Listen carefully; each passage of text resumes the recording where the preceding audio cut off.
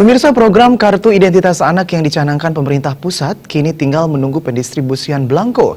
Sementara fasilitas lain yang diperlukan harus dipersiapkan Disdukcapil Kabupaten Buleleng.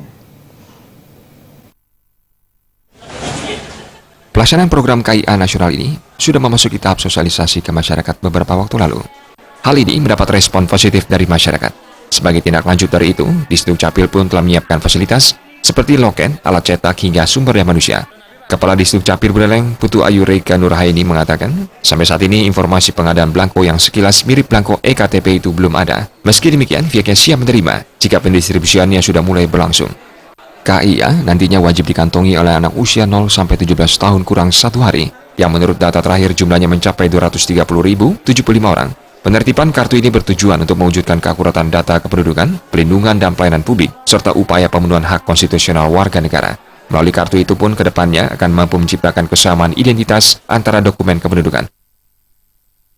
Kartu Identitas Anak atau disingkat KIA, khusus kami di Disdukcapil Kabupaten Buleleng secara personal, sumber daya manusia maupun peralatan dan faktor penunjang lainnya sudah siap. Kami masih menunggu proses distribusi belangko keping KIA dari pusat.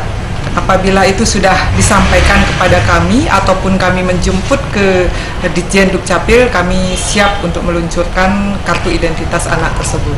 Itu modelnya ada kategori itu gimana, Bu? Sesuai dengan Permendagri, bahwa kartu identitas anak itu diberikan kepada anak usia 0 sampai 17 min 1 hari. Ketentuan ini juga sudah disosialisasikan oleh Disdukcapil sendiri. Perlu diketahui, Kabupaten Buleleng tahun ini ditunjuk sebagai salah satu dari 50 kabupaten kota di Indonesia untuk menerapkan KIA. Komang Yuda, Bali TV.